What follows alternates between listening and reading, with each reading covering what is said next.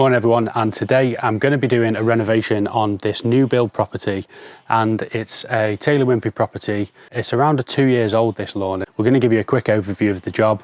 I'm going to put in some seed down, top dressing with some compost, and hopefully in a couple of weeks I'll come back and show you some of the results from this lawn.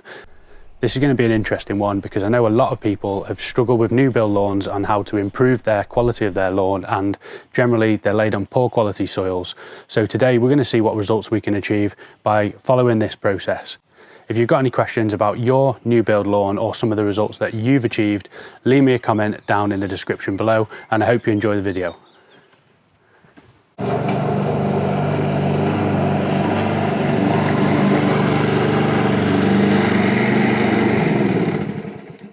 So I'm just going to take a quick look at the site.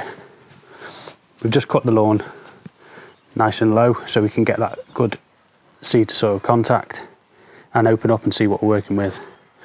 Overall the grass isn't too bad, but you can see over winter there's a few patchy areas. We've got some issues around here. Obviously the water running off that hot tub in the patio is going to be a real problem, and these areas here, which are just sort of right by the back door, and the water tends to gather there. So where you've got areas of runoff like this, it's going to be really difficult for any type of grass to grow. Grass hates sitting in water, and no matter what type of work you're going to do to the lawn, overseeding and feeding, it isn't going to overcome fundamental draining issues.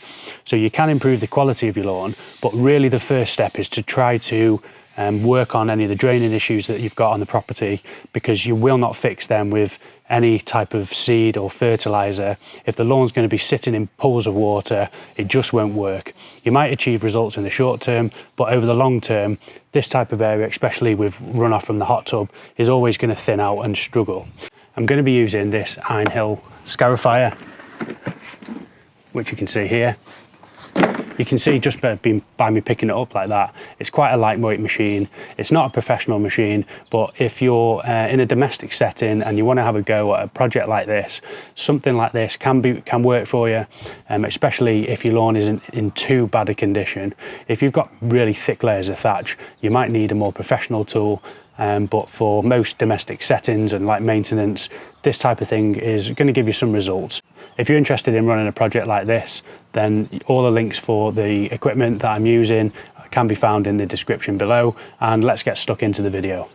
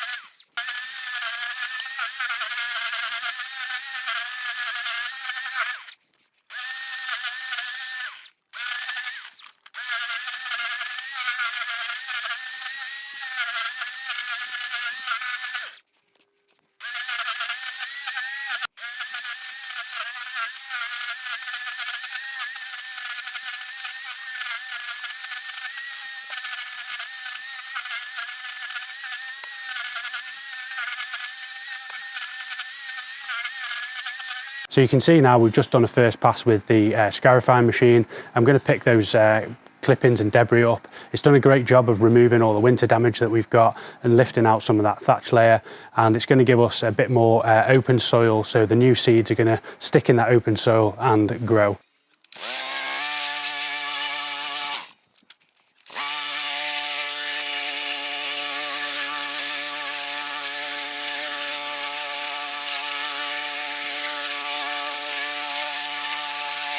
So now I'm going to do a second pass of scarification in the opposite direction, and that'll prepare us ready for the next step, which will be overseeding.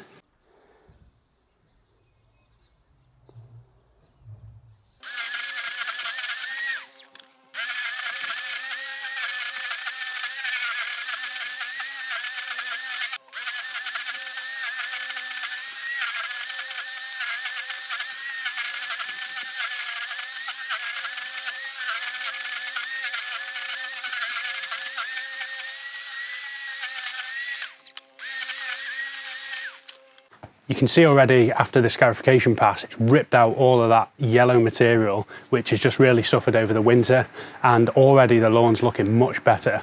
I don't know how well this is picking up on the camera, but visually you can see the green grass, what's left, and the soil. And what we want to do is, wherever that bare soil is, put some seed down, we're going to put some fertiliser down, and we're going to dress it with a compost to try and add some organic matter into this new build soil. For this lawn, I'm using a premium hard-wearing mix. Some of the hard-wearing mixes you can get are really thick-leaved and can be cheap and look a bit nasty. This is a really fine-leaved premium hard-wearing mix, and I'm going to use this across the lawn. I actually use the mix from my own website, so if you're interested in that, take a look. But let's get the seed down and move on to the next step.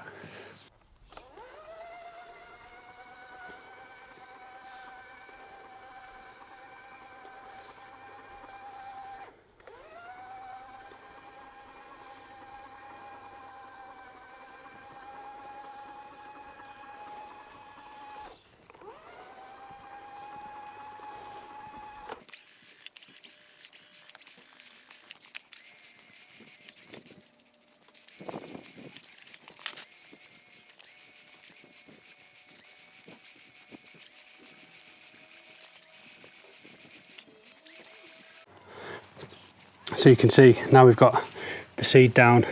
There's a nice even spread of seed, and I'm paying particular attention to any bare areas like this, just making sure we've got an even coverage all over the lawn.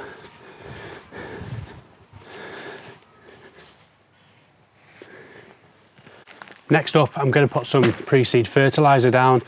This one's a 696, and what those numbers mean is the first number is nitrogen, responsible for greening up and new growth. The second number is phosphorus, and the third number is potassium. For new seeds, we want phosphorus because we want phosphorus which helps the roots go, and putting this down should help the new seeds pick their roots up and give the overall lawn a bit of a feed and boost it out of some of the heavy works that we've been doing. So let's get going.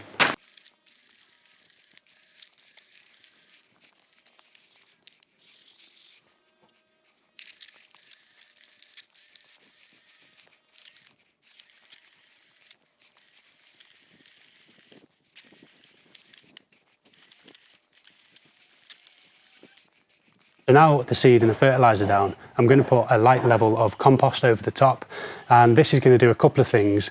It's going to help insulate almost the seed, a bit of a blanket over the top of it. It's going to help keep it moist, because it's really important that seeds stay moist during their germination phase, and it's also going to help reduce some take from the birds, because when the seed's buried underneath the compost, the birds are less likely to come and eat all the seed that you've put down. I'm using the compost roller from Lawncare. This particular machine has been given to me by gardenimports.co.uk. I'll leave an affiliate link to one of these products in the description below. Now, I will have to say, these things cost a few £100 to buy, and for me personally, I'm getting a lot of use out of it because I'm doing this type of job on a regular basis. If this is a one-off project for yourself and you've maybe got a small area like this, you can also achieve a similar sort of finish with a shovel and by broadcasting the compost over the lawn. But this is a really easy and quick way to put the compost in. It screens out any of the big particles that are in the compost and leaves a nice thin layer of soil across the top. So with that being said, let's get this set up and put the compost down.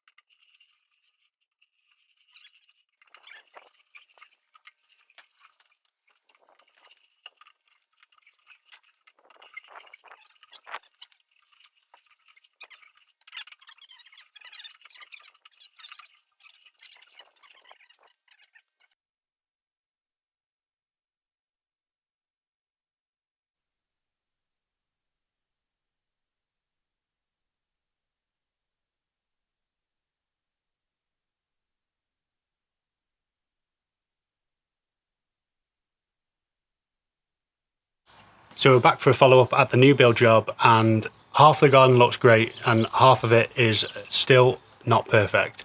And I'm going to explain why. So let's go and take a look.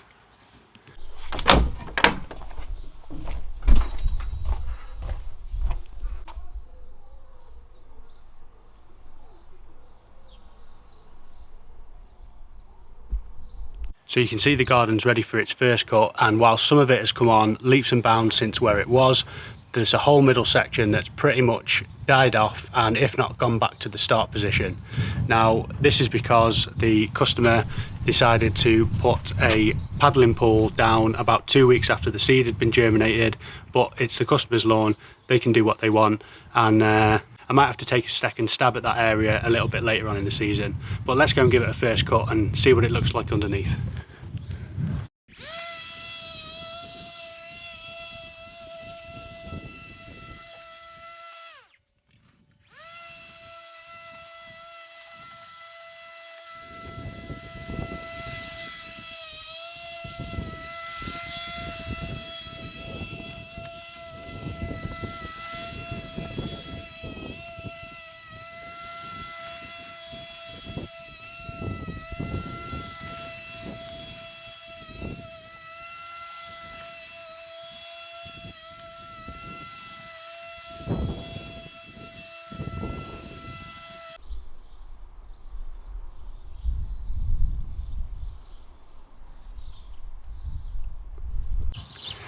So you can see there is a couple of stripes forming and it looks loads better than when we first started, but we've still got a couple of patches there, and this middle section here got really wiped out by that pool after a week or two on the new seeds. Now you are supposed to keep new seeds wet, but not that wet. So overall, this garden was using the hardware mix and the pre-seed fertiliser combination. That's what I'd recommend for a garden with kids and pets. Leave me a comment in the comment section if you've had any issues with kids or pets trying to keep your lawn looking nice, and please don't forget to subscribe for more videos like this where I'll do renovation projects and follow up later.